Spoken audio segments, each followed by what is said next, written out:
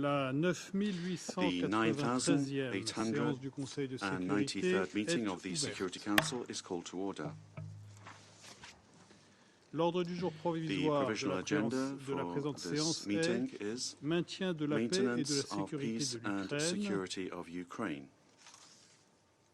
L'ordre du jour est The adopté. agenda is adopted. Conformément à l'article In 37 du accordance règlement with Rule intérieur provisoire 37 du of the Conseil, Council's provisional j'invite les rules of procedure, représentants de I invite the l'Estonie, representatives of de la Estonia, Pologne, Poland, de la République tchèque et de of l'Ukraine the Czech à Republic and participer à la Ukraine to présente participate in this séance. meeting. Il en est ainsi It décidé. is so decided.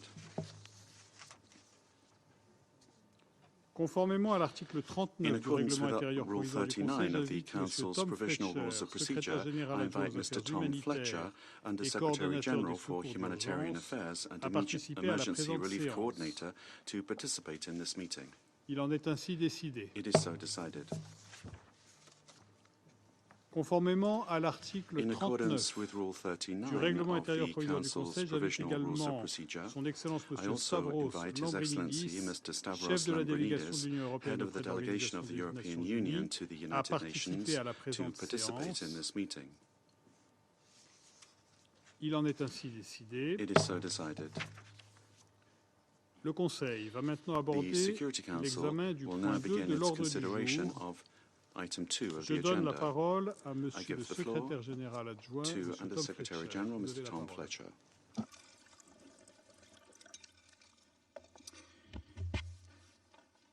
Merci, Monsieur le Président. Thank you, Mr. President. Mr. President, since we briefed the Security Council on Ukraine 2 weeks ago, Russian Federation airstrikes have continued to kill and maim civilians, including children, and to destroy civilian infrastructure.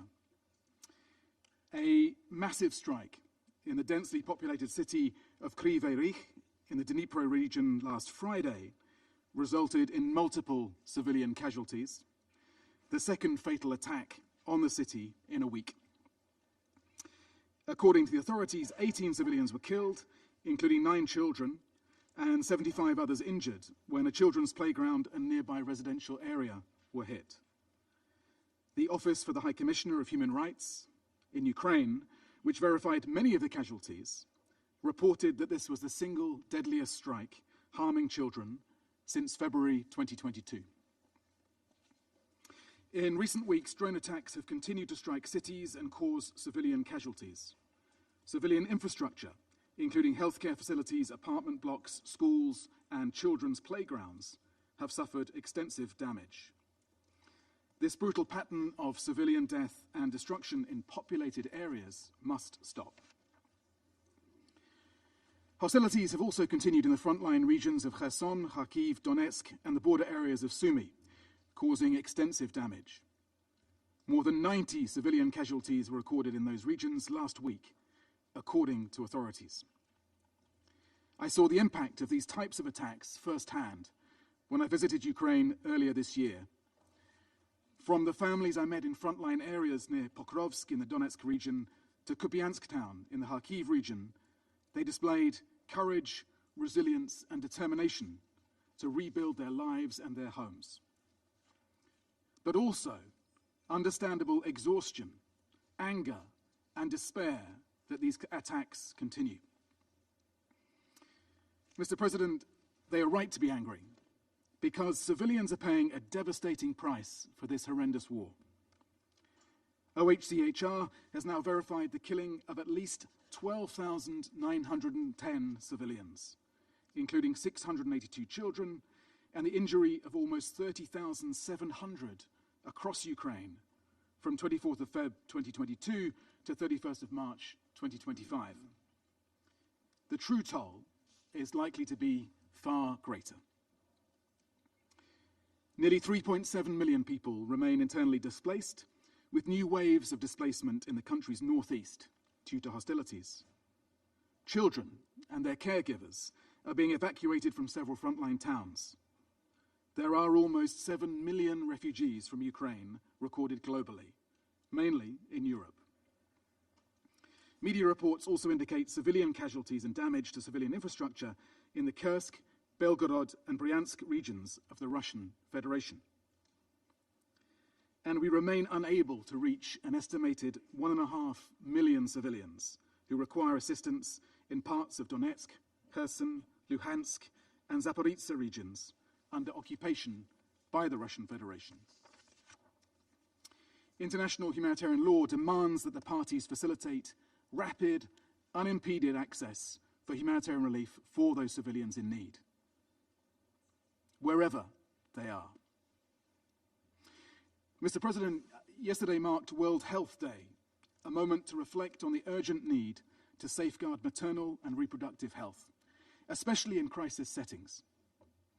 A new report released by WHO, UNFPA, and UNICEF highlights the state of maternal mortality worldwide, including the devastating toll of conflict on women's health. In Ukraine, women and girls are facing a special crisis. Since February 2022, preterm births have made up nearly 50% of all deliveries, putting both mothers and newborns at high risk. Intimate partner violence, including other forms of gender-based violence, has surged 36% during this period. Displaced women, especially refugees, are among those facing the most severe mental health challenges, with limited access to protection and care. Mr. President, almost 13 million people across Ukraine need humanitarian support. The majority are women, children, older people, and people with disabilities. In the first 2 months of 2025, 290 humanitarian organizations, mainly national NGOs, reached 1.7 million people with vital aid and services, including emergency support following strikes. Thanks to the generosity of donors, 17% of the $2.6 billion needed for the 2025 Ukraine Humanitarian Needs and Response Plan that I launched with Filippo Grandi in January in Kyiv has been secured. But far more is clearly needed. And of course, now we're having to scale back critical programs. As part of our wider humanitarian reset in response to funding cuts, we and partners are focusing limited resources on just 4 strategic, urgent priorities: supporting frontline communities, the emergency response, facilitating evacuations, and helping the displaced. Increased financial support is vital to ensure humanitarian operations can continue reaching those most in need.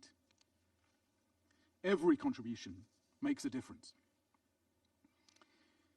Mr. President, we welcome the announcement of a ceasefire focused on energy infrastructure, as well as negotiations to ensure safe navigation in the Black Sea. Ultimately, the best protection of civilians is that this war ends. Until it does, the negotiating priority, whether as part of a temporary pause or a lasting agreement, must start from the needs and protection of civilians. And while talks continue, the fighting rages on. Civilians continue to suffer, and the humanitarian crisis deepens by the day. Mr. President, my 2 asks today of the Security Council, and indeed the wider international community, go beyond Ukraine alone. Firstly, I must reiterate that under international humanitarian law that this Council is here to defend, parties to conflicts must protect civilians and civilian infrastructure. Indiscriminate attacks on civilians are strictly prohibited. There must be limits to how war is waged. At its best, this Council and the member states here have upheld that idea that even wars have rules. Is that not why we are here? And yet, on my visits from Ukraine to Gaza, to Sudan, to Lebanon, to Myanmar, from where I returned yesterday, I'm seeing the opposite.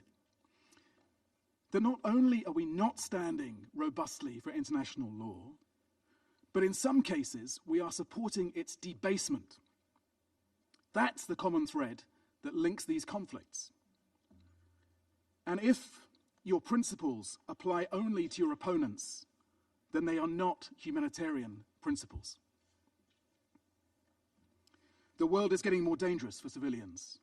On our watch, please, you can do more to ensure that this era of increasingly belligerent, transactional, self-defeating nationalism is not also remembered as one of callous impunity and brutal indifference, in which the rights of civilians are discarded again and again with a shrug.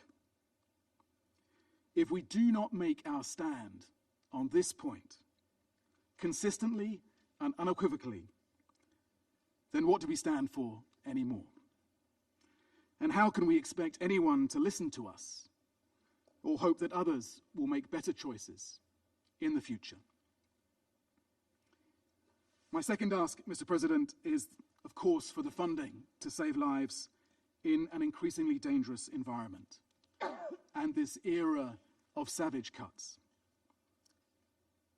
If you cannot stop the attacks on civilians in Ukraine and elsewhere, please at least give us the security to operate and the resources we need to save as many survivors as we can. Thank you, Mr. President.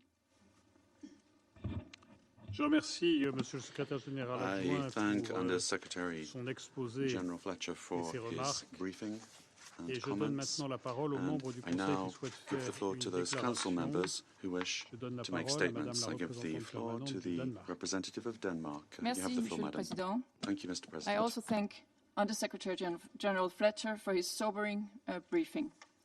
Colleagues, it was only 2 weeks ago we gathered in this chamber to discuss the terrible humanitarian suffering caused by Russia's illegal war of choice on the people of Ukraine.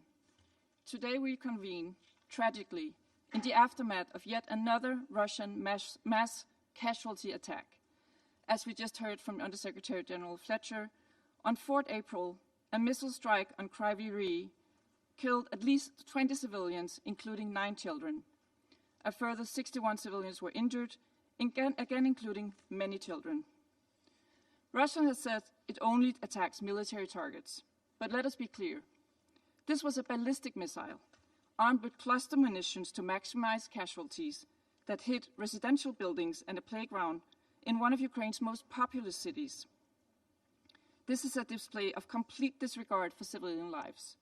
We condemn these despicable actions in the strongest terms. Attacks can only be directed against military objectives and may never be directed against civilians or civilian objects, as the Undersecretary General just underlined.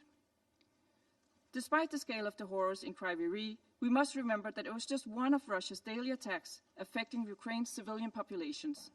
5 civilians were also killed in Kharkiv on 3rd April, including a child, with at least 34 civilians injured.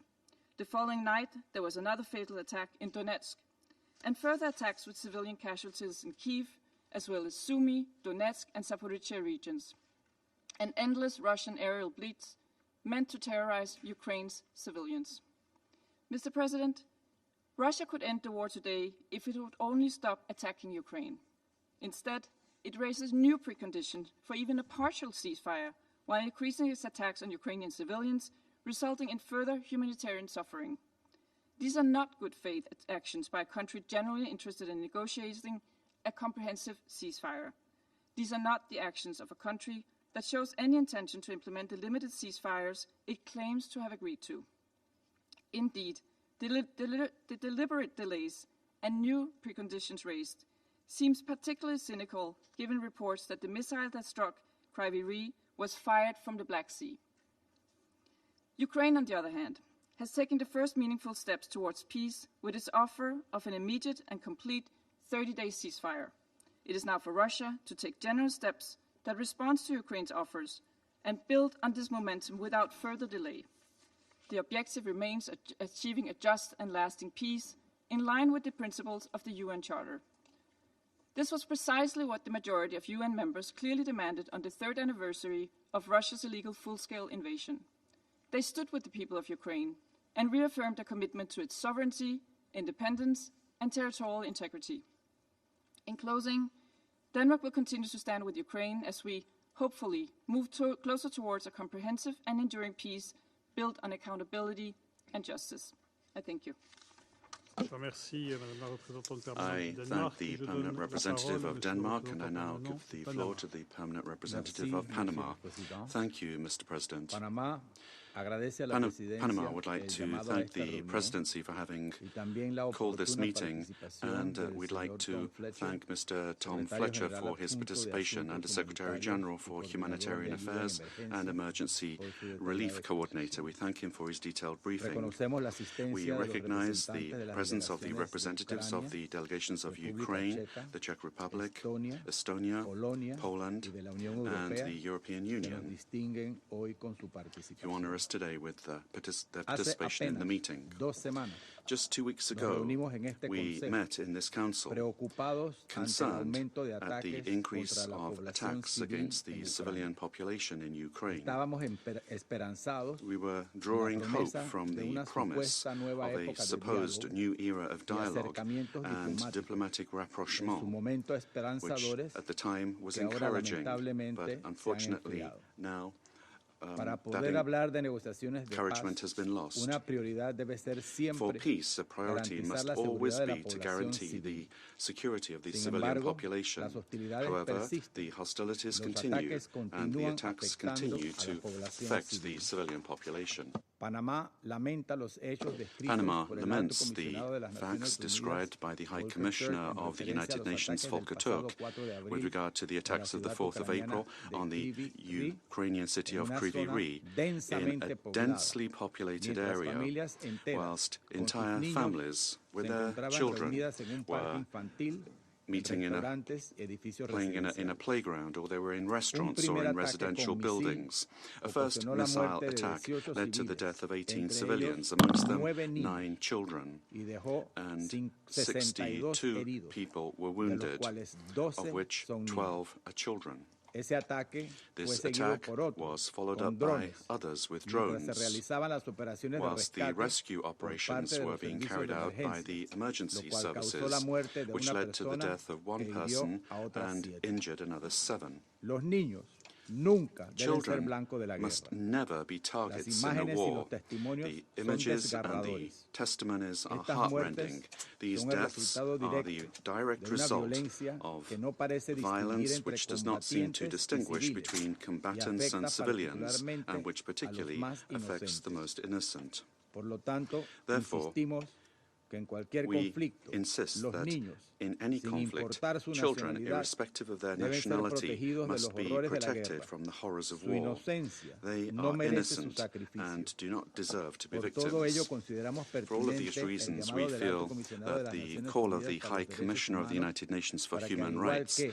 is en cualquier justified, caso de namely gravedad that, similar, just as in se any lleve a similar cabo una case, investigación an exhaustive exhaustiva and e independent independiente investigation sobre este be carried ataque, out of descrito this por la attack, Oficina del Alto described Comisionado by de the Derechos Office of the Humanos High de las Commissioner Naciones for Unidas Human en Rights of the Ucrania United Nations in como el Ukraine ataque as verificado the most más letal lethal, contra menores verified desde attack febrero against del minors 2022. since February Panamá 2022. reitera con vehemencia Panama su llamado vehemently al cese reiterates total de its las call for a hostilidades por total las partes, cessation of el hostilities respeto a by la the integridad parties, territorial de los respect for estados, the territorial el respeto del integrity of derecho states, internacional y respect el for derecho international internacional law and humanitario. international humanitarian Señor law. Presidente, Mr. President, Panamá se condolece del Panama dolor offers causado its por los ataques a la condolences población civil, for the attacks on particularmente the las civilian afectaciones a los population, niños particularly those en affecting todos los children in conflictos all armados. armed conflicts. Somos conscientes We por are experiencia aware, histórica based on the propia, experience of our que own estas history, heridas that these perduran en las wounds sociedades por continue in generaciones. society for Y son generations to tragedias come. humanas They are con human secuelas tragedies with perpetuas ongoing en la vida de los after-effects estados on y the de las life personas. of states and of En este people. sentido, In this respaldamos los regard, esfuerzos we diplomáticos support y the políticos diplomatic and political enmarcados en los efforts principios based on the fundamentales de fundamental la Carta de principles las Naciones of the Unidas United Nations para una Charter negociación for encaminada hacia negotiation una paz leading justa to y a duradera, just and lasting que solo peace, será which will posible only be possible if there is a halt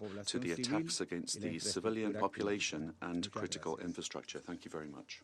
Je remercie Monsieur le I représentant permanent thank du the Panama permanent pour ses representative déclarations et je of donne la Panama parole for à his Monsieur le statement. I now give the représentant floor to permanent de the la Grèce. permanent representative of Greece. Thank you very much, Mr. President. At the outset, I would like to thank Under-Secretary General Tom Fletcher for his briefing. Mr. President, hardly 2 weeks ago, we discussed in this chamber the ongoing humanitarian suffering in Ukraine following Russia's continuing intensifying aggression. Unfortunately, our calls to Russia to cease immediately the targeting of civilians and civilian infrastructure have been completely ignored, and Ukrainians suffer the consequences as they have in the course of 3 years of relentless war. Every day in recent weeks, we have seen new missile and drone strikes across Ukraine, causing dozens of civilian casualties.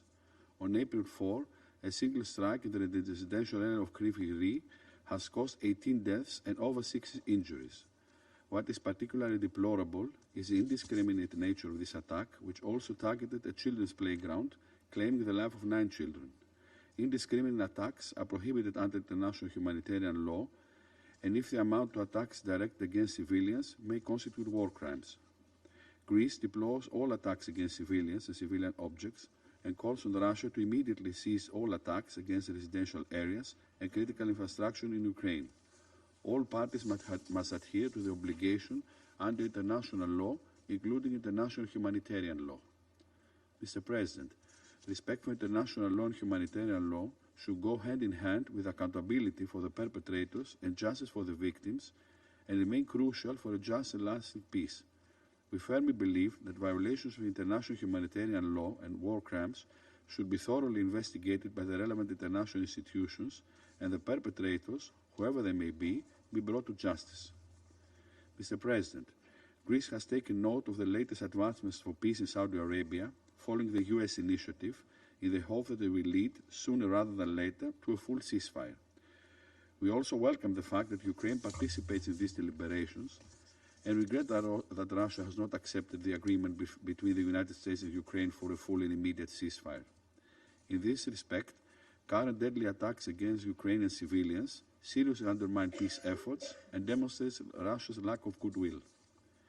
We hope that the 30-day ceasefire on energy infrastructure and on freedom of navigation and elimination of the use of force in the Black Sea will be implemented. We echo the Secretary General's statements that an agreement on freedom of navigation in the Black Sea will be a crucial contribution to global food security and supply chains. Mr. President, much more needs to be done to lead from a fragile and partial ceasefire to just, comprehensive and lasting peace. We need to harness the benefit of inclusive diplomacy to establish a solid framework for peace, security and prosperity. A peace based on the UN Charter and international law, in full respect of Ukraine's sovereignty and territorial integrity, and on credible and robust security guarantees which will deter and prevent the recurrence of war in the future.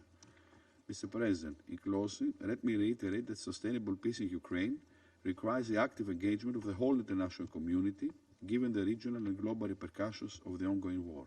I thank you. Je remercie Monsieur le représentant permanent de la I Grèce thank pour the sa permanent déclaration et je donne la representative of parole à Greece for Monsieur his le statement. I représentant now give the floor permanent to the de la permanent Fédération de representative of Russie. the Russian Federation. Господин председатель, прежде чем я начну свое выступление, хотел бы вновь указать на продвигаемую членами Евросоюза недопустимую практику приглашения чрезмерного количества делегаций, представляющих Евросоюз и НАТО по правилу 37. Как мы уже неоднократно подчеркивали, никакой добавленной стоимости участие в нашем заседании государств, связанных блоковой дисциплиной, работе Совета Безопасности не приносит. Мы сегодня вновь услышим одни и те же тезисы, или вернее перепевы одних и тех же тезисов. Сожалеем, что и французское председательство пошло по пути пренебрежения правилами. Господин председатель, формальным поводом для созыва европейскими сторонниками киевского режима сегодняшнего заседания Совета Безопасности accolades of the Kiev regime of the meeting of the Security Council today was the fact that the Russian forces delivered a strike on the 4th of April on one of the restaurants in Kryvyi Rog.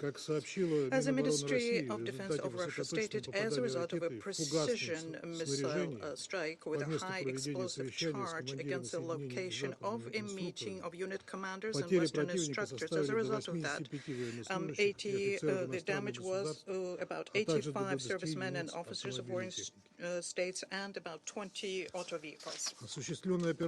This operation unquestionably did damage to the command of the Ukrainian forces and a number of NATO armies who had sent their instructors to Ukraine.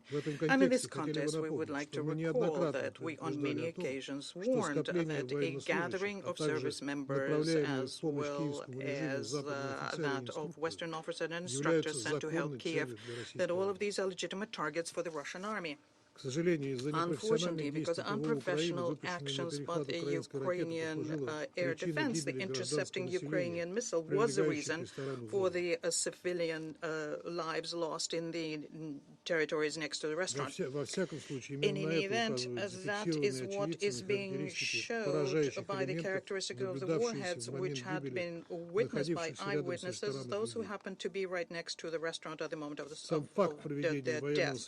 The fact that there was a military meeting in one of an urban areas with dense residential buildings also shows that the Kiev regime has disregard for the lives of peaceful Ukrainians who are being used essentially as a human shield to cover for their military activity.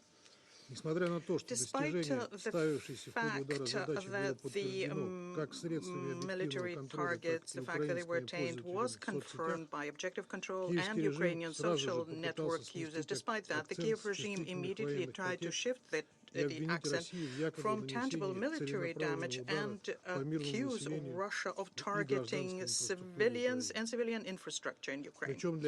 And according to them, supposedly cluster munitions were being used for that. This version, as we can see also through the meeting today, was taken up by the European sponsors of the Kiev regime. We have on many occasions encountered a situation when the Ukrainian propaganda machine tried to present the consequences of the flawed work of their own air defense, to present them as targeted strikes by Ukrainian forces by Russian forces on Ukrainian infrastructure. But this can be easily refuted, all of those, including the instance today, and this is done through the video clips in the internet, the videos made by ordinary citizens. I would just like to recall a few examples here. In November 2022, for example, we were accused in targeted destructions of residential buildings in Kiev and Vyshgorod. This was quickly refuted when we saw video clips about the consequences of the work of air defense. In July 2023, we had the event having to do with the Transfiguration Cathedral in Odessa. At the time, in the network, there were videos in the internet showing that a missile defense missile is starting, cannot reach the needed height, and then goes down and explodes. And then when you see the explosion, you can see the spire of the belfry really clearly. All their attempts to place on Russia the blame on the strike against the Children's Hospital Ahmadet in July 2024, and this despite the fact that eyewitnesses filmed the moment that the Ukrainian air defense hit the building. This also includes the explosion of a school in Sumy on 24th of March. This was presented as a targeted strike by Russian forces against civilian infrastructure. At the last meeting of the Security Council, we have very convincingly shown that that was also a fake. And now also the statements of the Kiev regime are being refuted by what we have in the social networks done by Ukrainian eyewitnesses from the place of the strike. They show a great volume of smoke and dust, and this means that a blast fragmentation charge was used and not cluster munitions. If this had been a cluster munition, an explosion cloud would not have been there at all. Instead instead of that, what you have heard would have been the explosions of submunitions, and according to eyewitnesses, there were no such explosions. I would like to repeat here today what we have already stated in this chamber. The Russian military only strike military targets, and also those targets which have to do with the military potential of the Kiev regime. We have stated many times that the Zelensky regime continues deploying their air defense in the residential areas of Ukrainian towns. I would like to put a question to USGU Fletcher. Is that not a violation of international humanitarian law? Why is this not being talked about? As a result of what's being done by Ukrainian air defense, an absolute majority of the cases, they are the reason for the death and suffering of civilians. And in this regard, we very strongly recommend to all civilians to stay as far away as possible from the places where the Ukrainian or Western military servicemen are gathering, because a strike against such a legitimate target can be delivered at any point. Ukrainians, of course, are not being told the truth about that. The clique in Kiev will do everything they can to milk the tragedy they are responsible for the maximum propaganda effect, and our meeting today is an important element of this strategy. The good illustration of that is that the very day after the incident, we had an interview in YouTube, and an interview with the chief of Ukrainian intelligence, Mr. Bogdanov, and he stated the following, and I quote, "There is absolutely no need to know the whole truth. Otherwise, people can come up with different kinds of opinions." End of quote. He also added to that and said that information should be provided in small doses, and people can only expect to find out the whole truth later. Commenting these kinds of statements are pointless. They speak for themselves. Of course, no one is going to tell the Ukrainians about the atrocities that the nationalists conducted in the border Kursk Oblast, which they held since the beginning of August, and from which they're being pushed out by the Russian forces. After the hamlet of Gusevo was liberated this morning, the Ukrainian army now is only in control of 2 border villages. And we did speak in detail about the crimes of Ukrainian nationalists at the ARIA informal meeting on the 2nd of April. Nor will the Ukrainians be told about the continuous shelling of Russian border towns. In the past week alone, 8 civilians were killed as a result of that, and 106 wounded.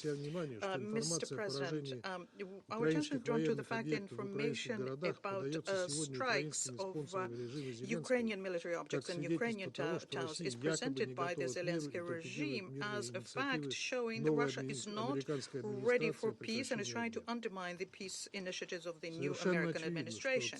It's clear that these attempts, the goal they have is to undermine the American-Russian dialogue and torpedo the potential agreements that the Kiev regime will have to accept. But I have to disappoint you. What you're doing is far too obvious, and your statements are far too removed from reality to be able to believe them.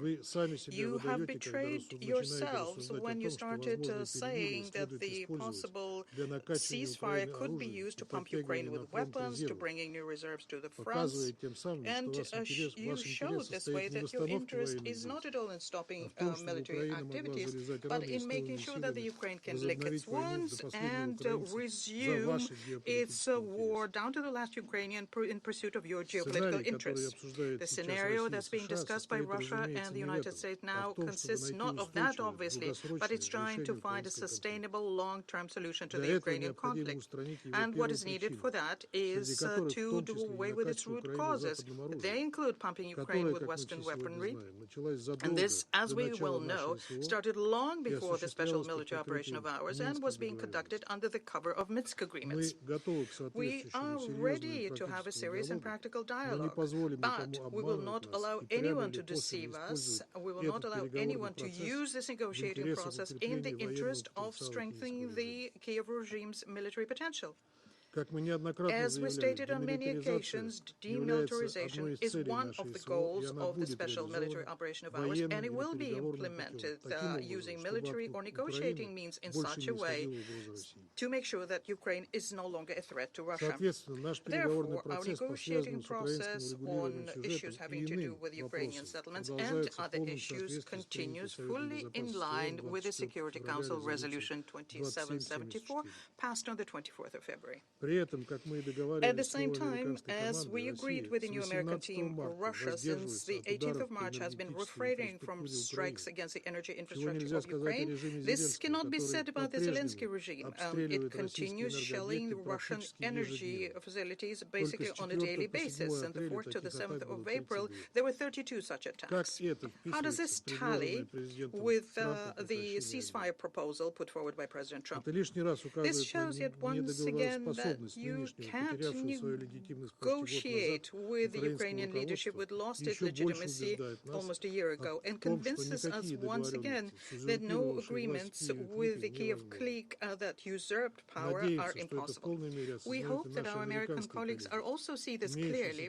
They have now an excellent opportunity to see the true intentions of those whom the British and European Party of War place its stake on. Thank you. Je remercie Monsieur le représentant permanent de la Fédération de I thank the permanent representative of the Russian Federation for his statement. I now give the floor to the permanent representative of the Republic of Korea. At the outset, I'd like to extend my gratitude to USG Tom Fletcher for his briefing. I also welcome the Ukrainian and other European representatives in today's meeting. Although reports over the last few weeks indicate a partial ceasefire has been agreed upon, it does not seem to be implemented. All the while, casualties continue to mount, and the recent developments in Ukraine only underscore this grim reality. Indeed, the horrific Russian ballistic missile attacks on Kryvyi Rih last Friday hit homes, a playground, shops, and a restaurant, killing 20 people, including 9 children, with over 70 injuries.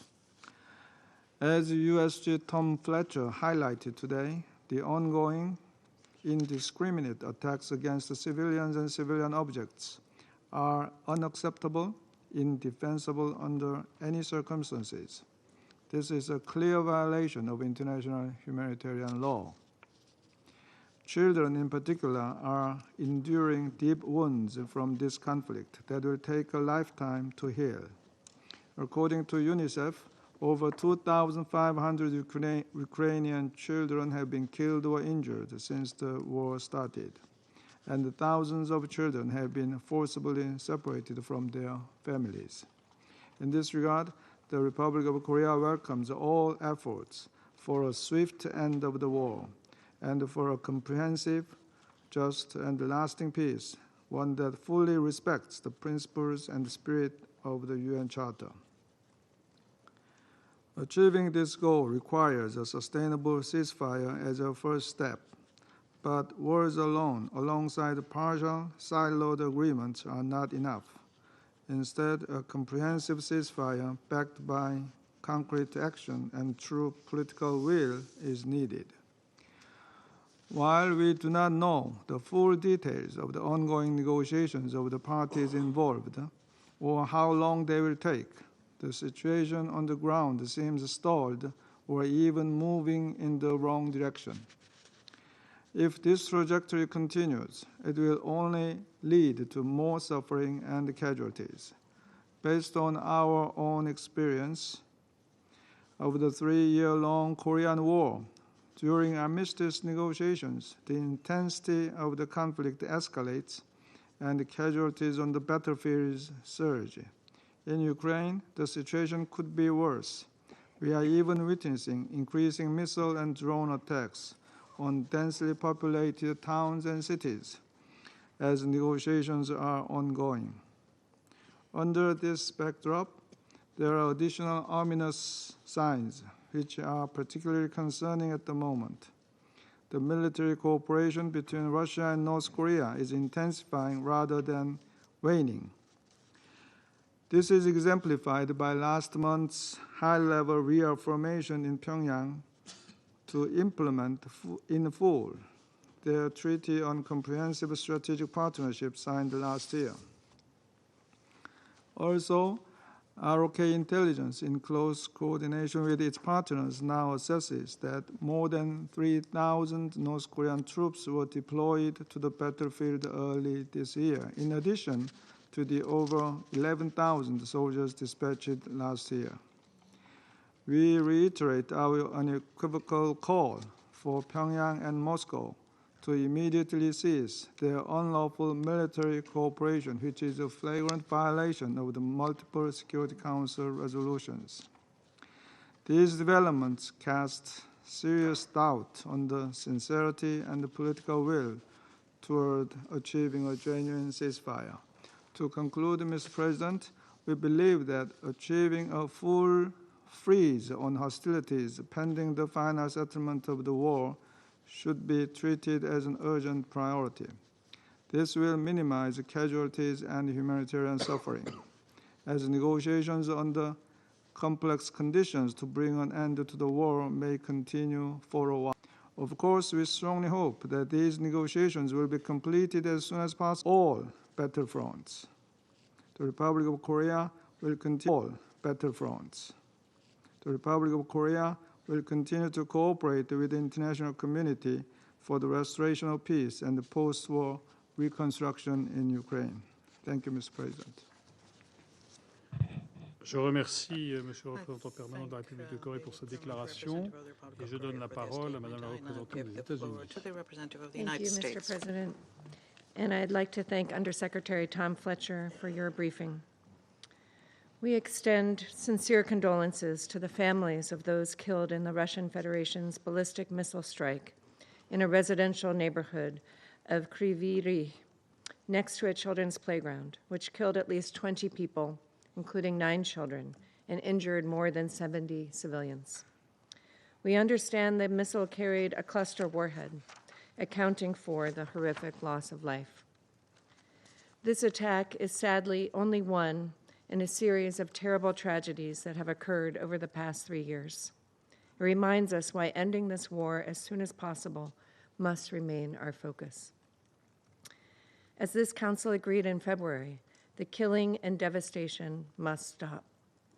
Far too many civilians, especially children, have needlessly suffered and died while going about their daily lives. The United States is committed to achieving a just and lasting peace. In bilateral engagements with both Russia and Ukraine, the United States has proposed a comprehensive ceasefire. In March, Ukraine's representatives informed us that they were ready to accept the proposal.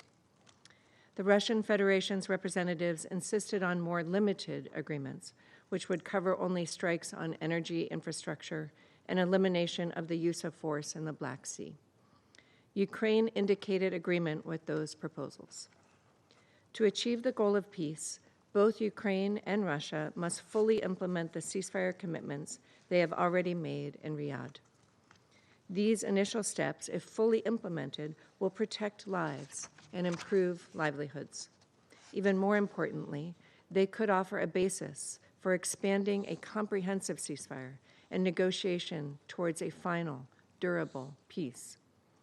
We call on Russia and Ukraine to fulfill their commitments. The world is watching. We call on both sides to exercise restraint and demonstrate their commitment to peace is real.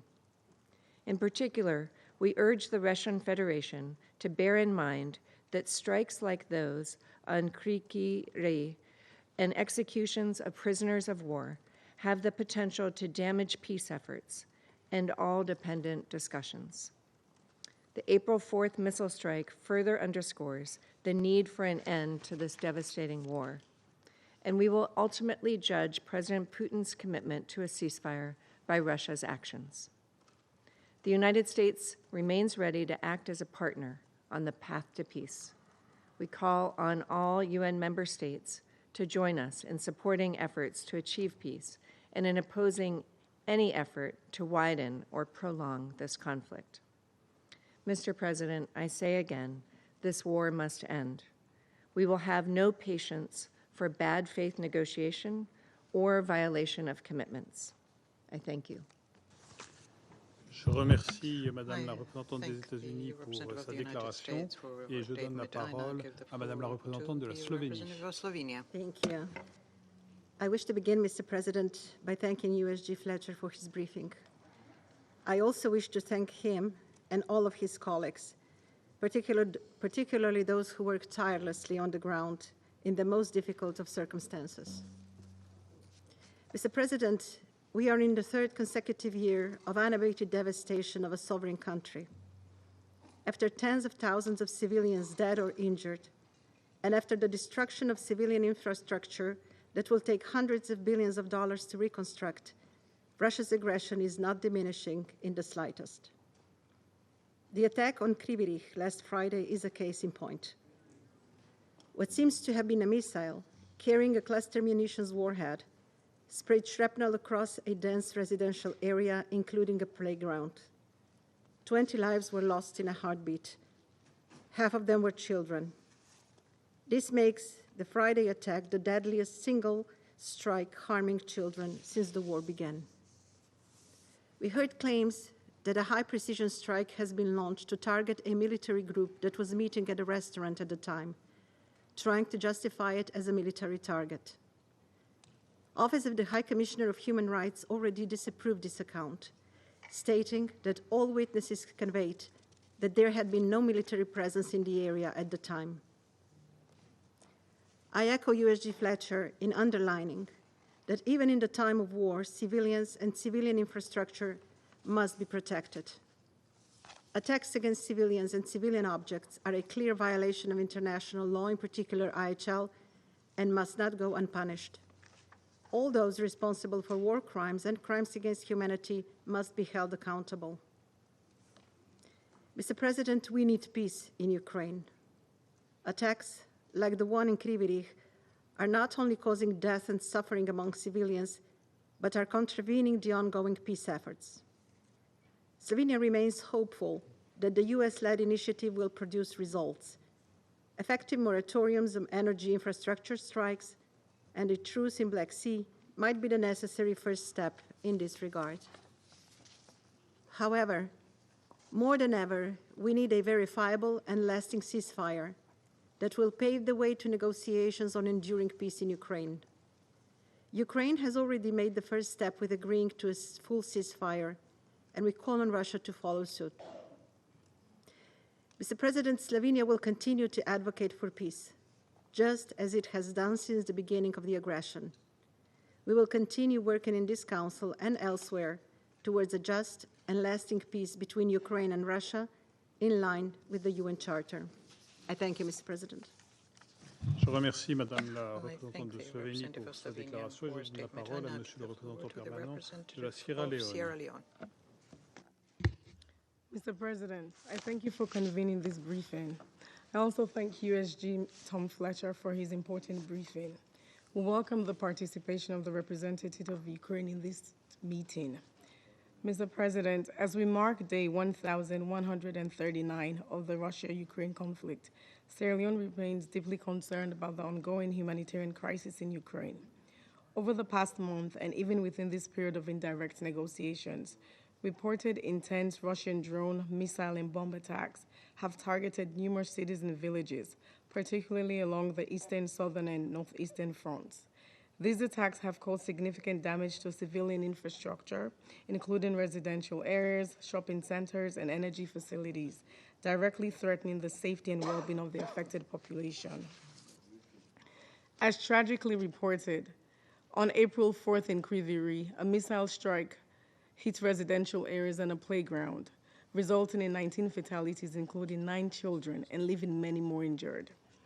The United Nations Human Rights Monitoring Mission in Ukraine has reported that 12,654 civilians have been killed and over 29,000 have been injured since 2022. UNICEF reports that more than 2,500 children have also been killed or injured in the conflict. With children consistently being harmed in major attacks since the beginning of 2025, we can only hope that a ceasefire is reached soon to prevent further destruction of Ukraine's next generation. Sierra Leone therefore continues to underscore the critical importance of adherence to international humanitarian law, which prohibits attacks on civilians and civilian infrastructure. Protecting civilian lives must remain the highest priority in any conflict, as consistently reiterated by members of this Council. President, when we examine the various dimensions of the dire humanitarian situation, it is also concerning to note the report of the WHO that over 3.7 million men, women, and children remain internally displaced in Ukraine, forced to flee their homes. Moreover, lined mines and unexploded ordnances now contaminate an estimated 139,000 square kilometers of Ukrainian territory, further endangering civilians, particularly children, upon their return to their communities. OCHA has reported that approximately 36% of Ukraine's population requires some sort of humanitarian assistance. This highlights the severe impact of the conflict on the local population and the urgent need for increased humanitarian aid. We commend the health cluster partner organizations, including WHO, for their continued efforts in delivering life-saving health services to those in need. Sierra Leone emphasizes the critical importance of sustained and flexible funding for humanitarian recovery programs in Ukraine. This includes the collective humanitarian health response, which has received only 23 million of the 130 million it requires.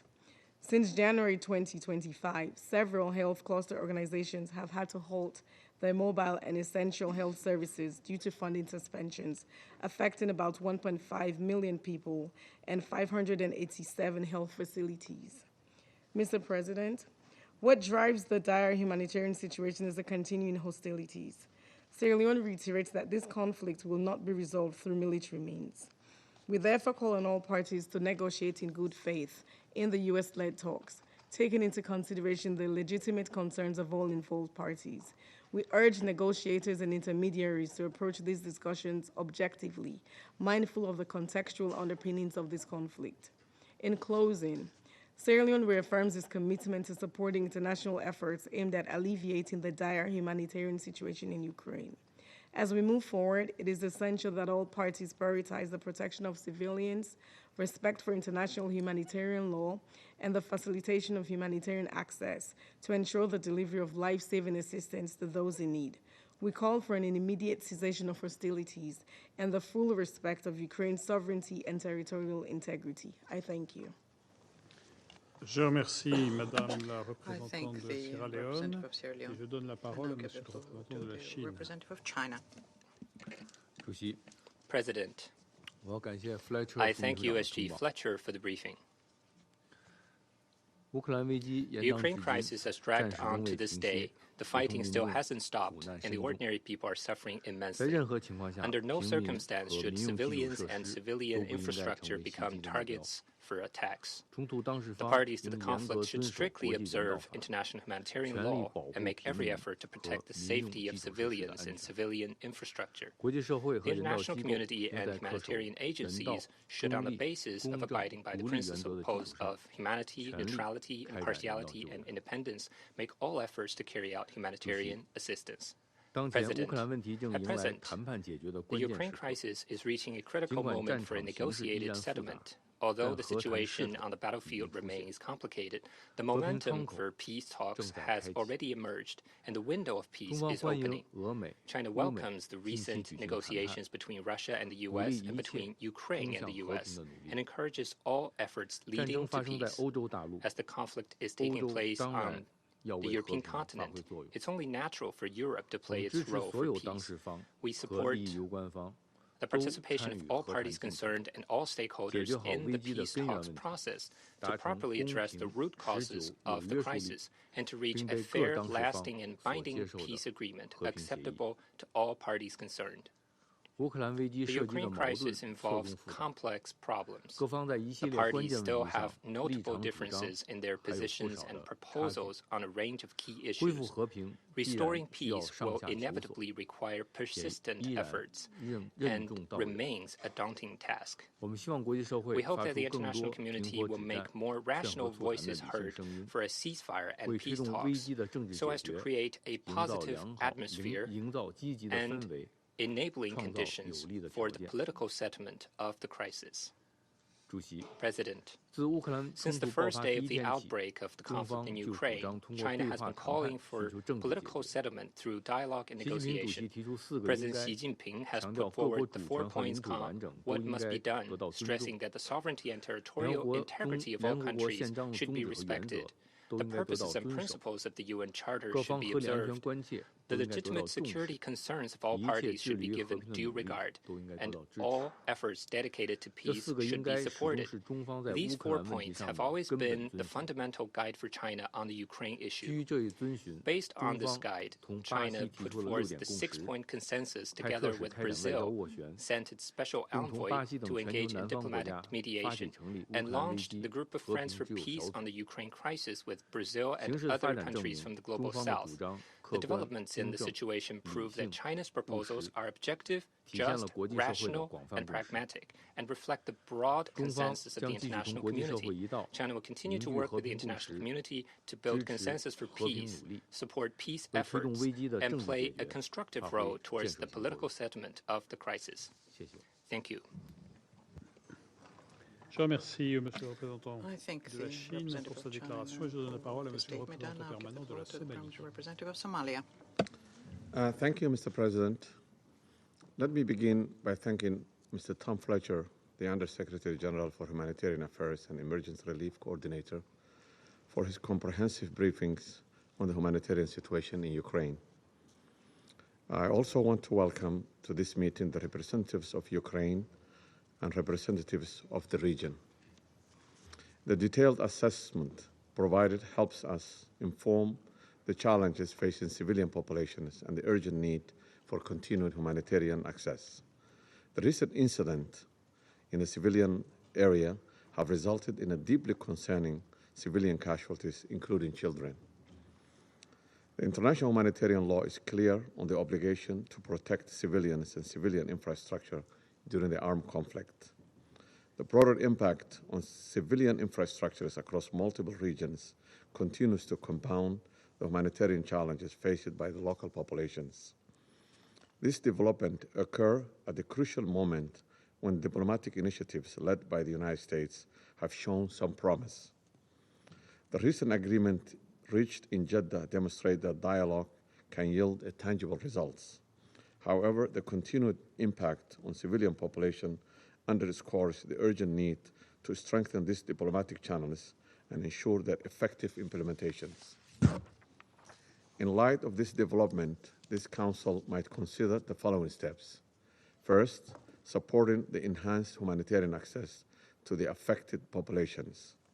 Second, strengthening the mechanism for civilian protection in accordance with international humanitarian law. Third, encouraging full implementation of recent diplomatic agreement. Fourth, promoting conditions conducive to sustained dialogue and de-escalation. Diplomatic efforts provide a foundation for further constructive engagement and improved conditions for civilian populations. The path forward requires sustained commitment to diplomatic solutions and unwavering adherence to the international humanitarian law. This Council's role in supporting both immediate humanitarian needs and longer-term peaceful resolutions remains essential. To conclude, Mr. President, my delegation reiterates its call for further strengthening the protection of civilians, support humanitarian access, and create conditions conducive to a peaceful resolution to this conflict. I thank you. Je remercie Monsieur le représentant permanent de la Somalie pour sa déclaration. Je donne la parole à Monsieur le représentant de l'Algérie. Thank you, Mr. President. At the outset, I would like to thank the USG, Mr. Tom Fletcher, for his briefing. Mr. President, لقد عبرت الجزائر في العديد من المناسبات On many occasions, Algeria has expressed and continues to express its deep concern over the targeting of civilians and civilian infrastructure, which constitute a blatant violation of international law, including international humanitarian law. Although everyone here agrees on the need to protect civilians, we continue to record heavy losses in innocent civilian lives, including women, children, and the elderly. Monitoring reports also continue to indicate the destruction of civilian infrastructure due to the ongoing conflict in the region. Furthermore, for over 3 years, the suffering of peoples in Ukraine and Russia persists, where vast numbers of unarmed civilians have found no refuge but to flee conflict zones and move in search of a safe place to shelter themselves and their families, awaiting a long-delayed final solution. Algeria has also highlighted and reiterates the impact of this war, not only on the peoples of the region, but on many parts of the world, especially developing countries, which are facing unprecedented energy and food crises. In the face of these grave challenges, we remain firmly convinced that the continuation of escalation has never been feasible, nor does it offer the sought-after peace to any of the parties. Furthermore, the logic of polarization will only exacerbate tensions and move us further away from any prospects to achieving sustainable peace in the region. Therefore, we would like to emphasize the following points. First, Algeria reiterates its call to both parties to demonstrate spirit of responsibility, prioritizing the safety of civilians and civilian infrastructure, and fully respecting their international commitments. We also express our hope that the ongoing diplomatic efforts recently initiated by the US will lead to a comprehensive and sustainable ceasefire. In this regard, we appreciate the efforts of the Kingdom of Saudi Arabia. Second, we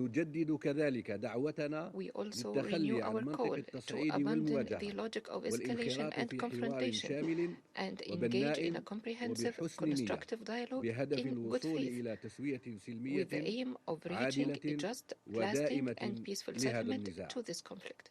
Only diplomatic efforts and constructive negotiations can provide a sustainable solution built on the purposes and principles of the United Nations Charter and taking into account the legitimate security concerns of both parties.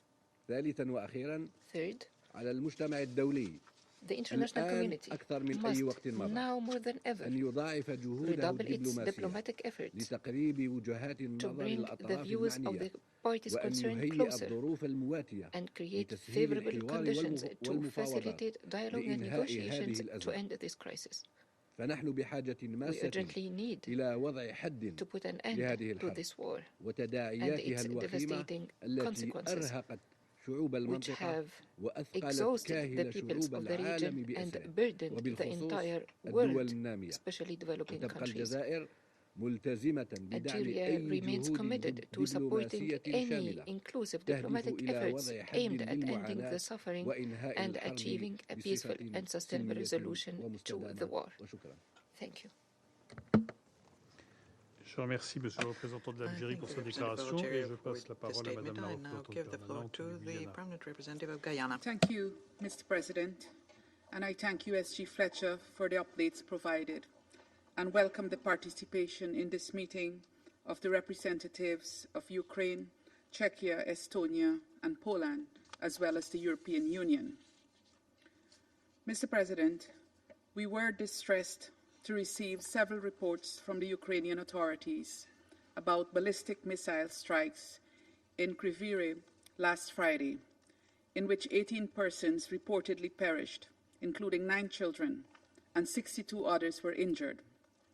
In their communication to the Security Council, Ukraine also indicated that the missile was equipped with a cluster warhead and struck residential buildings, playgrounds, and other civilian infrastructure. They further informed that early attacks in Kharkiv on 3rd April resulted in 5 civilian mortalities and injured more than 30, while on the night of 6th April, ballistic missiles targeted the city of Kyiv and attack drones struck the surrounding region, again resulting in civilian casualties. Guyana is deeply alarmed that the calls of the Security Council and the international community for the protection of civilians and civilian infrastructure, and for the parties to uphold their obligations on the international humanitarian law, continue to go unheeded. We reiterate that civilians should not be collateral damage in any armed conflict. IHL dictates that all efforts must be made to avoid civilian casualties and that they are not at all targeted. Mr. President, Guyana was hopeful that the promising momentum generated at the start of the year would finally bring an end to this war, and that the parties would embark on a diplomatic process towards achieving lasting peace. We are therefore deeply concerned that these escalatory actions are taking place against the backdrop of ongoing efforts to achieve a ceasefire. We reiterate our call for the parties to the conflict to demonstrate strong political will and engage in good faith toward ending the conflict peacefully and with full respect for the principles of sovereignty and territorial integrity.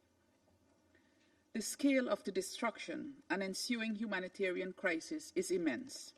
Over 42,000 civilians, including children, have been reportedly killed or injured since February 2022.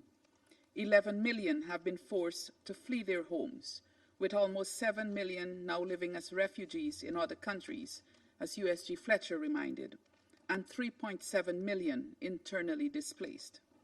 Many others have been abducted, arbitrarily detained, and subjected to conflict-related sexual violence and abuse.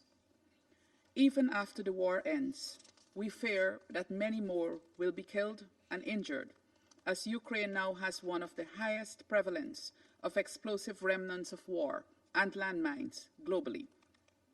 This war has had and continues to have a devastating toll on the lives and livelihoods of civilians. The latest Joint Rapid Damage and Needs Assessment report puts the cost of direct damage at $176 billion by the end of 2024. Moreover, the report estimates that the total cost of reconstruction and recovery in Ukraine over the next decade will be $524 billion for both the public and private sectors. Even with such a detailed assessment, the full impact of this war remains incalculable. No assessment can adequately capture the human cost of war. What value can one place on the sanctity of human life, on the trauma and social and psychological impacts that will be carried for generations? Regrettably, these cannot be quantified. At what point is enough enough? Guyana continues to stress that there is no military option that brings lasting peace.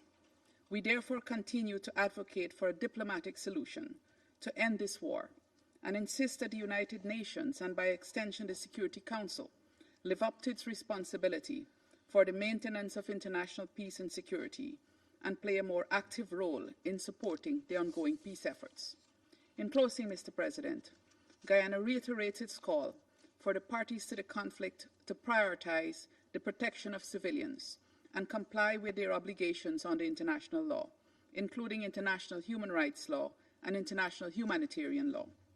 We also call on member states to scale up support for the humanitarian response in Ukraine and to support the work of the UN and other agencies that are working around the clock to save lives and respond to the needs of those displaced. We will continue to work with fellow member states in support of the ongoing efforts to achieve lasting peace. I thank you. Je remercie Madame la représentante permanente du Guyana pour cette déclaration et je donne la parole à Monsieur le représentant du Pakistan. Thank you, Mr. President. I would like to thank Undersecretary General Tom Fletcher for his briefing. Mr. President, just a couple of weeks ago, the Council had met to discuss the devastating humanitarian impact of the Ukraine conflict. Regrettably, its toll on civilians and civilian infrastructure continues to mount. We express our sympathies with the families and loved ones of all those affected by this ongoing conflict. Mr. President, we would like to make the following 2 points on the matter under consideration today.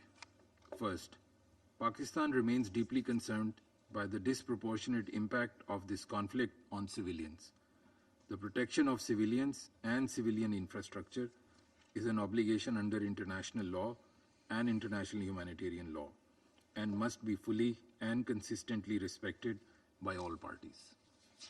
It is vital that access and protection of humanitarian workers is ensured.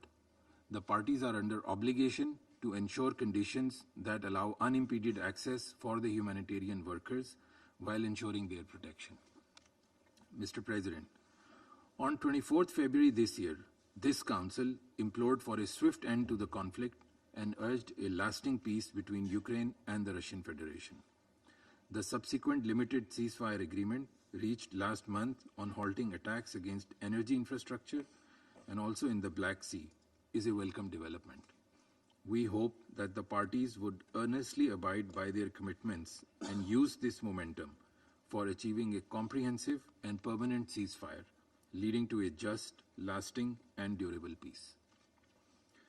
Pakistan's position on the Ukraine conflict has been consistent. From the outset, we have advocated dialogue and diplomacy for the immediate cessation of hostilities and a peaceful resolution. To conclude, Mr. President, I would like to reiterate Pakistan's support for the ongoing diplomatic efforts aimed at a just and durable settlement of this conflict through a constructive and inclusive process, in full respect of the UN Charter, international law, the relevant multilateral agreements, and addressing the legitimate national security interests of all sides. I thank you, Mr. President. I thank the representative of Pakistan for this statement. I now give the floor to the permanent representative of the UK. Thank you, President. And I'd like to start by joining others in thanking USG Fletcher for briefing us today. As we've heard, on Friday, Russia's ballistic missile attack on Kryvyi Rih struck a residential area in the city, resulting in the deaths of 20 people, including 9 children, the youngest of whom was just 3 years old. At least 70 people were injured. The UN High Commissioner for Human Rights described this as the deadliest single strike harming children since the start of Russia's full-scale invasion. As High Commissioner Turk said, this attack was an unimaginable horror. 9 children killed, most while playing in a park as a military weapon exploded into shrapnel above them. We also saw Russia's attacks this weekend on Kharkiv and Kyiv, resulting in at least 5 more civilian deaths and many more injured. So we find ourselves here, once again, to condemn yet more Russian attacks that have killed and injured many Ukrainian civilians, in violation of the UN Charter and in violation of Russia's responsibilities as a permanent member of the UN Security Council.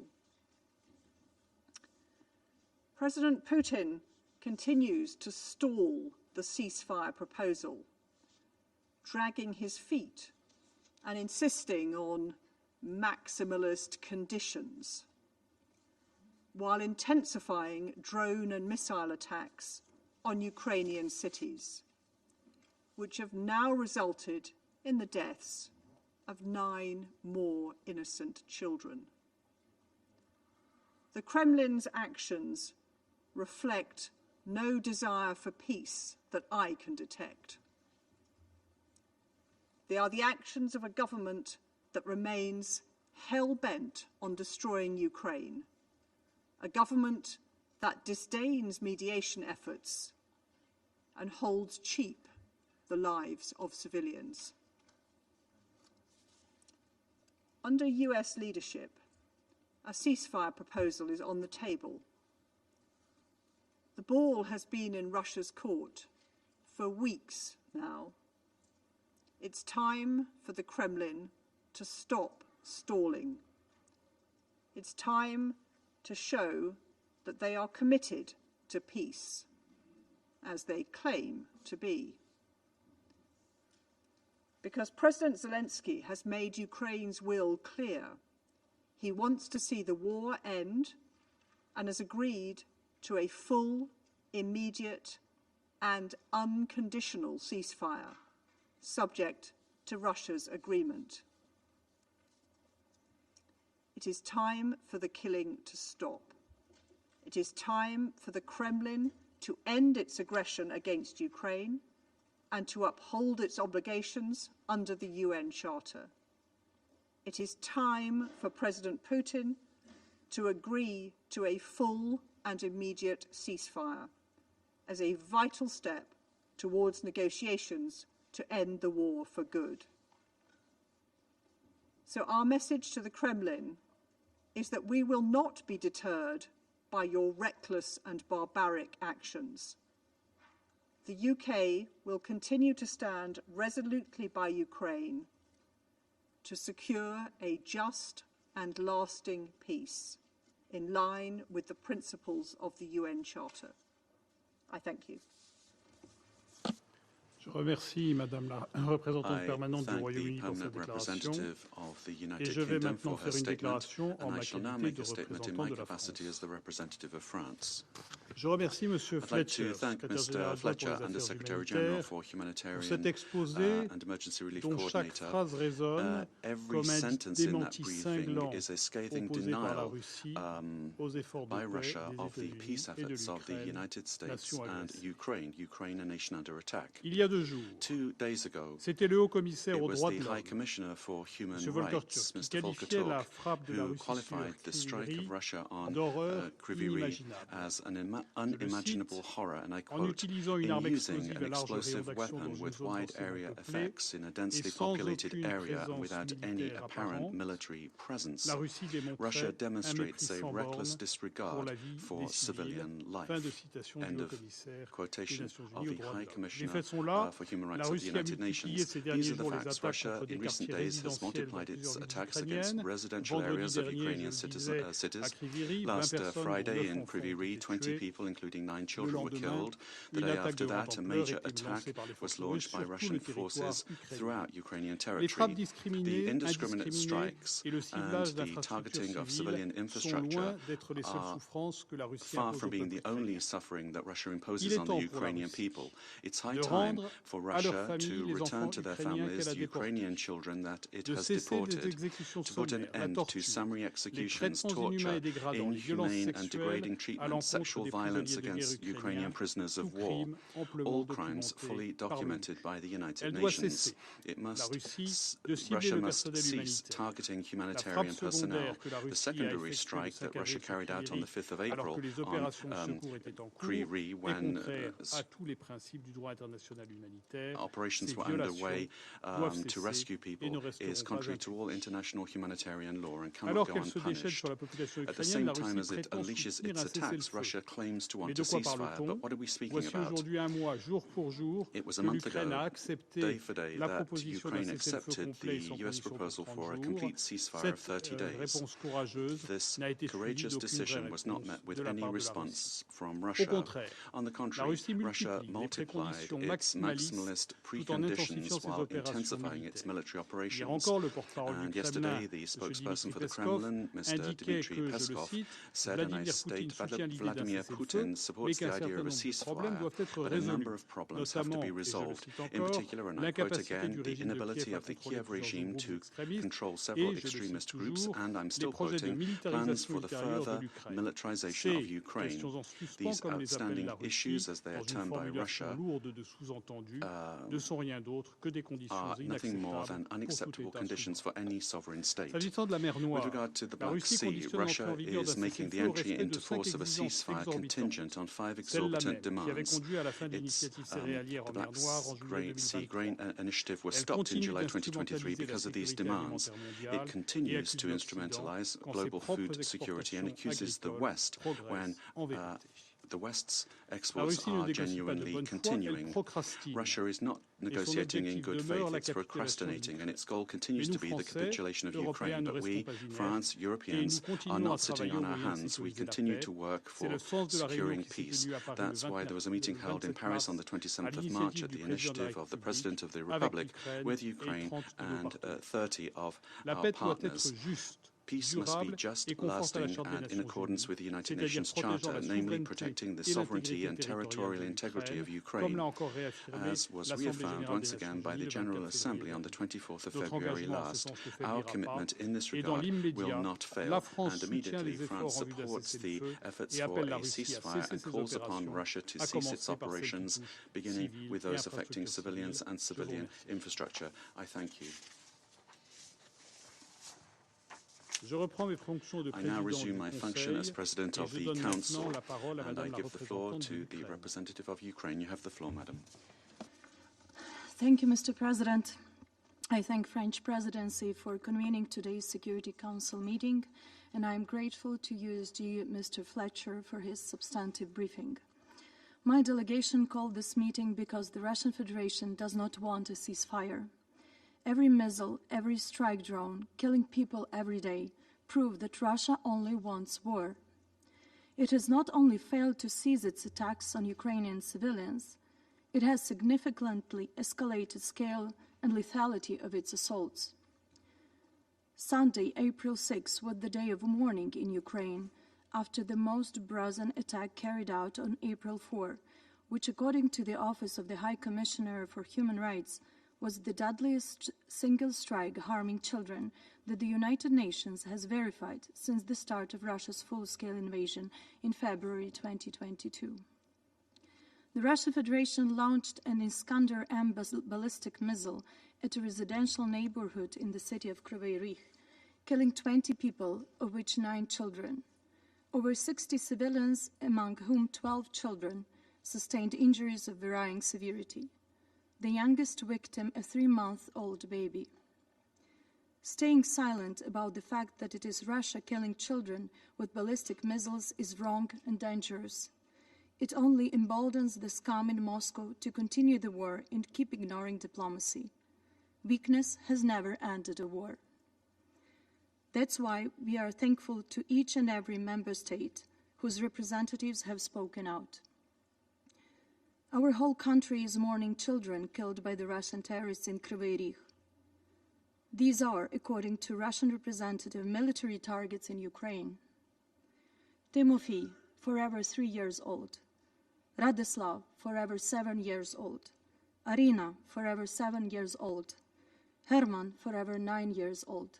Mikita, forever 15 years old. Danilo, forever 15 years old. Alina, forever 15 years old. Danilo and Alina were a couple, and they were buried yesterday together. Konstantin, forever 16 years old. Nikita, forever 17 years old. The attack on our children was carried out with exceptional cruelty. The Russian ballistic missile was equipped with a cluster warhead, deliberately designed to maximize casualties. It targeted a purely residential area during the early Friday evening, a time when many families were gathering ahead of the weekend. The missile landed near a playground and tore through homes, schools, and a restaurant. In addition to the ballistic missile, the Russian Federation launched attack drones against Kryvyi Rih during the rescue operation. The drone attack killed at least one person and injured 7 others.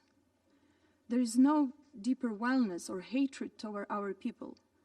This aligns with the so-called double-tap attacks perpetrated by terrorist organizations and replicated en masse by Russian Federation in its terror campaign against Ukraine and the Ukrainians. We categorically reject Russia's blatant falsehoods about alleged military targets in the area. Facts from the crime scene make it clear there were no military objectives in the vicinity. Russia's true aim was deliberately terror against civilians. Russia must be held accountable for everything it has done. To end this war, it is necessary to put pressure on them, real pressure, without wasting time on empty talk. We thank the UN Human Rights Monitoring Mission in Ukraine, whose team visited the site the following day to document the damage and identify the victims. It reported extensive destruction caused by shrapnel strike, Russian representatives' lies and disinformation, which we heard today, and in fact always. It confirms that there was no military presence at the restaurant or in the surrounding area at the time of the strike. We appreciate the efforts of UNICEF and its partners on the ground, who are supporting affected families and coordinating with local authorities to deliver emergency assistance. We welcome their call for an immediate end to attacks on civilian areas in Ukraine. A resolute international response to Russian atrocities is crucial. Such terror must never become the norm. We call for both strong condemnation and decisive actions. Russian Federation must stop its terror against Ukrainian people, respond to the US proposal for an immediate interim 30-day full ceasefire, which Ukraine has accepted, and end its war of aggression against my country. Unfortunately, yet not surprisingly, Russian Federation has refused to support full ceasefire initiative. Almost every day, in response to this proposal, Russia targets Ukrainian cities and villages with drones, bombs, artillery, and ballistic and cruise missile attacks. Mr. President, as Security Council members already underscored, not even 2 weeks have passed since the last Security Council meeting on Ukraine. But this was enough for Russia to cause significant loss of life and widespread destruction. 26 March, a massive attack on civilian infrastructure and residential areas in Kharkiv and the Kharkiv region. At least 12 civilians, including 2 children, injured. Same evening, Dnipro and Dnipropetrovsk region, one of the most intense drone attacks in 3 years, at least 3 civilians injured. 27 March, swarms of deadly Shahed drones attack residential areas of Dnipro and Kharkiv, other Ukrainian cities. Dozens of civilians injured, including children. Same day, an artillery strike on Kherson, killing a woman and injuring a man. 28 March, a massive attack with 172 strike drones, destruction across the country. In Dnipro, at least 4 civilians killed and 25 injured, including a pregnant woman. 29 March, missile strike on Kryvyi Rih, 9 civilians injured, 3 of whom hospitalized. Same evening, a massive attack on Kharkiv, 2 civilians killed and at least 35 others injured, including 5 children. 30 March, attacks across Ukraine, drones, artillery, and guided aerial bombs hit Cherkasy, Kherson, Donetsk, Zaporizhzhia, Dnipro, Sumy, and Kharkiv regions. In Kupiansk, Kharkiv region, one of the 15 guided aerial bombs struck a 5-story residential building, injuring at least 4 civilians. 31st March, another drone attack on Kharkiv, at least 3 civilians injured. 1st April, artillery shelling of Krasny Liman in Donetsk region, destroying an utility building. Body fragments were found and handed over for identification. 2nd April, massive overnight attack with 74 drones and approximately 50 guided aerial bombs targeting Kharkiv, Odessa, and Sumy regions. In Kharkiv, at least 8 people injured, including 3 children. 2nd April, a Russian strike on Druzhkivka, Donetsk region, and on Kharkiv, where drones hit a 16-story residential building. At least 5 civilians injured, including a 10-year-old boy and 65-year-old woman. Same day, a ballistic missile attack, Kryvyi Rih, at least 4 civilians killed and 14 injured, including at least 2 children aged 8 and 6. 3rd April, a drone strikes on residential buildings in Kharkiv, at least 5 civilians killed, including a 12-year-old girl, 34 injured, including 2 children, 28 buildings damaged, leaving residents without gas, electricity, or heating. Kyiv, Sumy, Dnipropetrovsk, Donetsk, and Zaporizhzhia regions also under attacks that day. 4 April, in Brovary, Kyiv region, Russian drone attack injures 2 civilians. In Dnipro, another massive overnight drone attack injured at least 3 civilians and caused multiple fires. Same day, the Russian Federation struck Konstantinovka and Rodensky in Donetsk region. Mr. President, Moscow speaks about peace while launching brutal strikes daily on densely populated residential areas in major Ukrainian cities. These strikes are abhorrent and appalling war crimes constituting a grave violation of international humanitarian law. With these barbaric attacks against Ukrainian civilians and children, Russia demonstrates its complete disregard for international peace efforts led by the United States. Russia shows unrelenting will to continue its war of aggression against Ukraine. Let us keep it in perspective. Moscow has not moved 1 inch away from its genocidal and maximalist war aims. Russia continues to focus on elimination of Ukraine as a state and Ukrainians as a nation. It is now crystal clear that Russia is the major and only obstacle to peace. On the other hand, Ukraine has always been and remains committed to peace. We have taken concrete steps towards peace, unlike Russia, which continues to drag its feet and commit atrocities.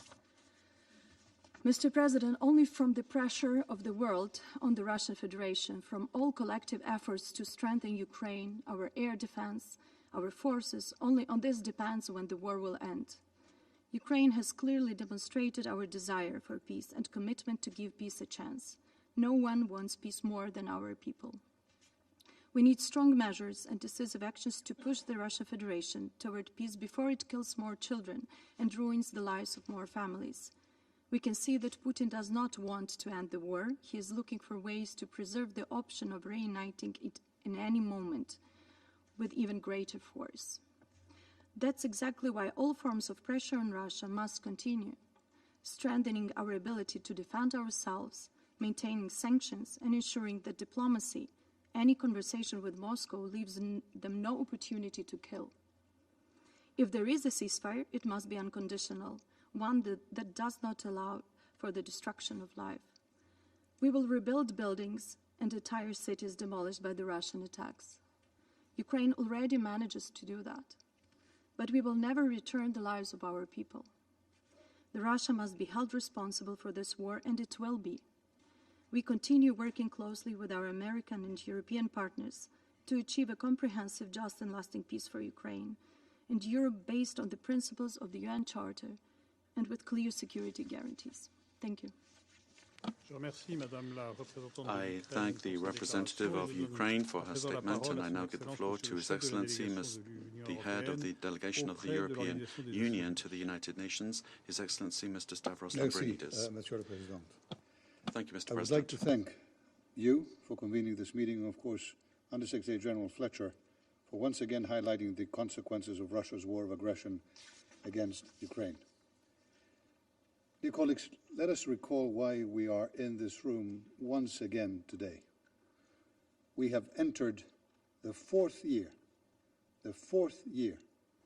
of Russia's war of aggression, unprovoked, illegal, against an independent country, a member of these United Nations. And while Ukraine sues for peace, Russia continues its relentless attacks on Ukraine's civilian infrastructure. The past week has provided ample evidence of Russia's lack of interest in any ceasefire, with daily, deadly attacks. Russia's latest attack on the Ukrainian city of Kryvyi Rih reportedly killed 20 people, including 9 children, most of whom were playing in a park. It was the deadliest single strike involving children, as verified by the UN Human Rights Office, since the start of the full-scale invasion in 2022. Russia's campaign of systematic airstrikes against Ukraine's civilians and civilian critical infrastructure violates international humanitarian law and must stop immediately. How many times have we said this in this room? How many times has Russia simply not listened? As stated on Sunday by the UN High Commissioner for Human Rights, the use of explosive weapons with wide area effects by Russia in a densely populated area and without any apparent military presence demonstrates a reckless disregard for civilian life, unquote. There can be no impunity.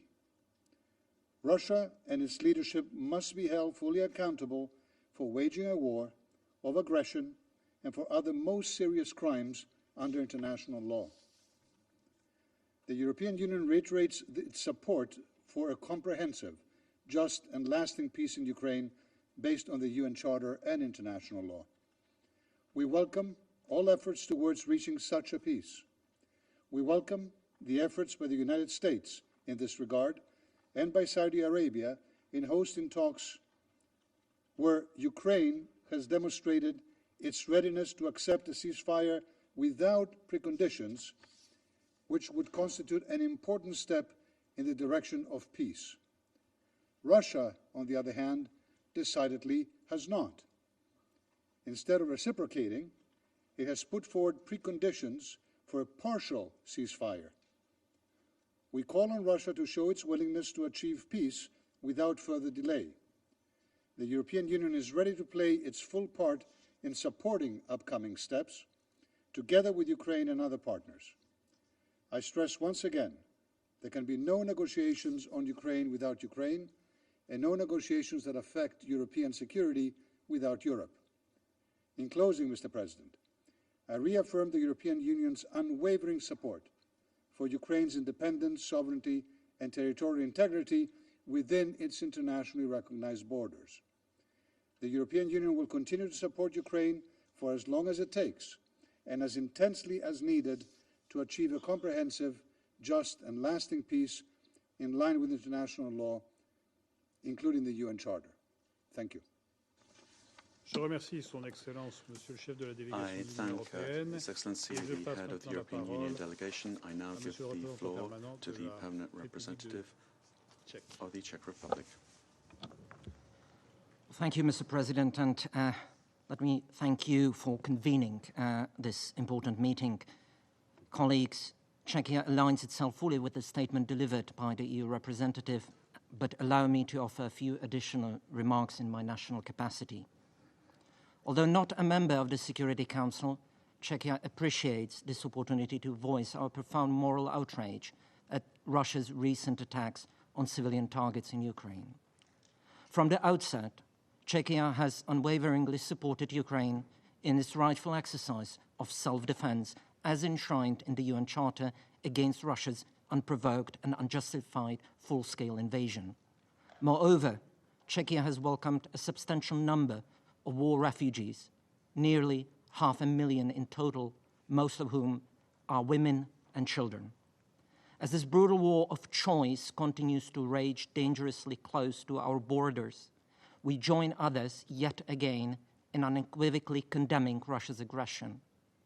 Russia's actions represent not only a direct threat to peace in Europe and thus to our own national security, but also fundamentally undermine the UN Charter and its most sacrosanct principles of territorial integrity and national sovereignty. Mr. President, today we find ourselves at a crucial juncture. Even as we witness diplomatic efforts aimed at securing a ceasefire, and despite Ukraine's clear readiness to fully embrace it, Russia continues and even intensifies its relentless attacks on Ukrainian civilians and civilian infrastructure.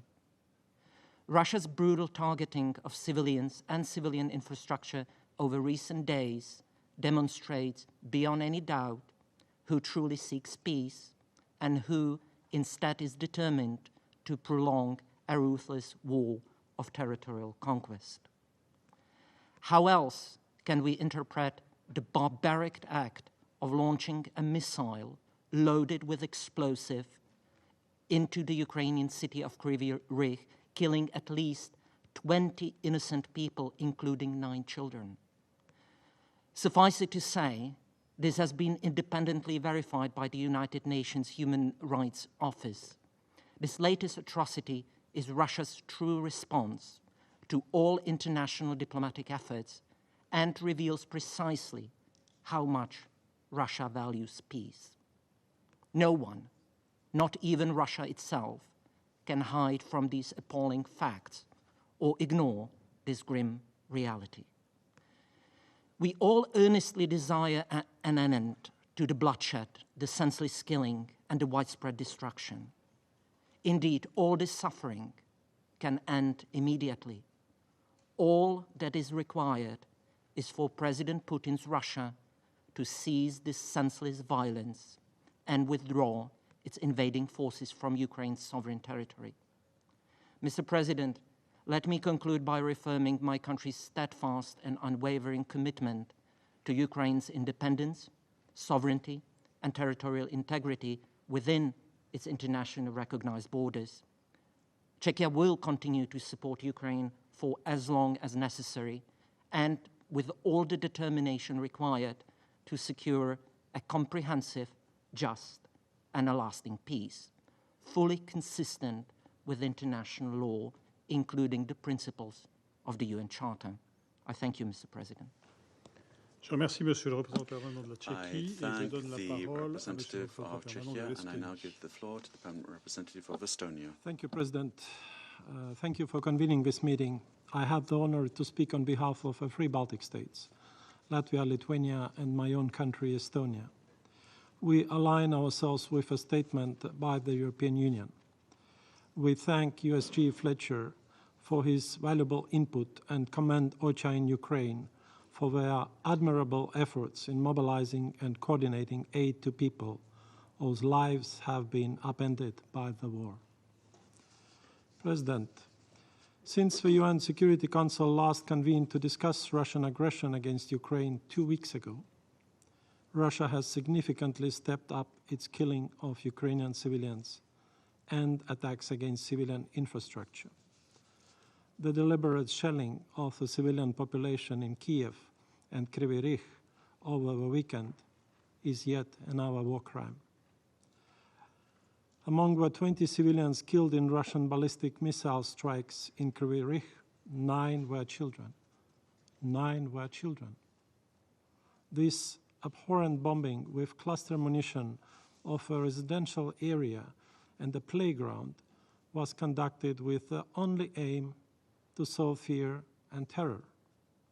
This is another reason Russia deserves to be listed in the annexes of the annual Children and Armed Conflicts report for carrying out grave violations against children in Ukraine. According to verified data, Russia has killed over 600 Ukrainian children since the beginning of the full-scale invasion in 2022, while the real number might be much higher. In addition, the abductions and deportations of Ukrainian children continue, for which the ICC has already issued arrest warrant for Putin and Lvova Belova that constitute another reprehensible violation of international law. President, Russia does not act alone in its neo-colonial and imperial madness. The involvement of Iran, the DPRK, and Belarus in Russia's aggression against Ukraine must stop immediately. The transfer of weapons between the DPRK and Russia and the involvement of the DPRK's troops fighting on Russian side, constitutes a major escalation with far-reaching global consequences. President, since Russia's invasion, Ukraine has repeatedly expressed its unwavering commitment to reach a comprehensive, just, and lasting peace in line with the UN Charter. To exemplify its commitment, Ukraine has agreed to full and unconditional ceasefire. In contrast, Russia rejected the ceasefire proposal, has not taken any credible steps towards reaching peace, engages in ethnic cleansing and social engineering on the occupied territories of Ukraine, and keeps on raising its political demands.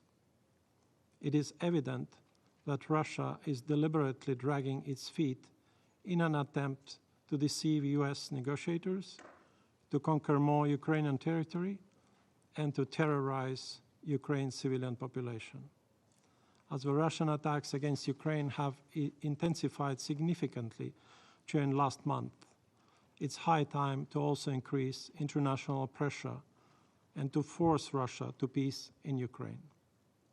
President, to conclude, we continue to stand by Ukraine and reiterate our collective efforts aimed at reaching a comprehensive, just and lasting peace in Ukraine in line with the UN Charter, the international law, and relevant UN General Assembly resolutions. I thank you. Je remercie Monsieur le représentant permanent de l'Estonie pour sa the déclaration. permanent representative of Estonia for his statement. I now give the floor to the representative of Poland. Poland aligns itself with the statement delivered earlier by the European Union, and we are grateful for the account provided by USG Fletcher at the outset of the meeting. Last week, we witnessed another series of heinous Russian attacks on civilians and civilian infrastructure in Ukraine. Here we want to express our deepest condolences to the families of those affected by the horrific Russian attack in Kryvyi Rih, account of which was provided in detail by our Ukrainian colleague moments ago. This deadliest attack involving children since the beginning of the war clearly indicates that there is not even a pinch of Kremlin's interest in any ceasefire. Instead of striving towards peace, Russia is systematically carrying out airstrikes against civilians and civilian infrastructure of Ukraine, blatantly violating international law. Poland, as stressed many times before, stands in solidarity with Ukraine in the face of Moscow's war of aggression. Mr. President, Russia continues to spread lies, disinformation, manipulate, and accuse Ukrainians of violating the humanitarian law. Moscow is sincere in one issue, though, and its actions prove it very clearly. Their final goal is to destroy Ukraine's statehood. Public statements made by the Russian MFA show that Moscow is trying to falsely present itself as a victim and expecting the world to provide it with security assurances, preferably at the expense of legitimate security interests of its neighbors. It is most curious that despite of Moscow's continuous pursuit of imperial and neo-colonial ambitions, as clearly demonstrated in Georgia in 2008 and in Ukraine since 2014, it still tries to argue that its aggression is somehow an emanation of its supposedly peace-loving predisposition. Blaming others is much easier than seeing the man in the mirror. That should be the first step for Russia and its leadership, if they were truly interested in peace. While Ukraine has agreed to a ceasefire without preconditions, Moscow has regrettably decided to decline the opportunity. Once again, we call on Russia to fully and unconditionally engage in efforts aimed at achieving peace. We welcome the US efforts to accomplish it, as well as Saudi Arabia's role as a host of peace talks. Mr. President, in conclusion, Poland remains committed to a comprehensive, just and lasting peace in Ukraine, based on the UN Charter and international law. We support efforts aimed at reaching such a peace, taking into account that no negotiations on Ukraine should be held without Ukraine, and that no negotiations affecting Europe should be conducted without Europe. I thank you. Je remercie Monsieur le représentant de la Pologne pour sa I thank the déclaration representative of et je Poland for donne his maintenant la statement, parole à and Monsieur le I secrétaire now give général the adjoint floor to pour qu'il réponde aux Undersecretary General observations et aux Fletcher to questions qui ont respond été to the formulées. observations and questions that were put. Thank you very much, Mr. President. Just very briefly to respond to the question from the Russian Perm Rep put to me on international humanitarian law, particularly on how it applies to the military presence in residential areas. I think it's important to address this as it comes up across many of the crises with which we're dealing right now. 3 key points. Importantly, all parties to the conflict have to take constant care to spare civilians and protect civilian objects. So second point, that means for an attacking party doing everything feasible to verify targets and take all feasible precautions in the choice of tactics and weapons. And yes, it also means that for the defending party, to the maximum extent feasible, avoiding locating military objectives within or near densely populated areas, and removing the civilian population where possible from the vicinity of military objectives. Thank you. Je remercie Monsieur le Secrétaire Général adjoint pour sa réponse. Il n'y a plus d'orateurs ou d'oratrices inscrits sur ma liste. La séance est levée. The meeting is adjourned.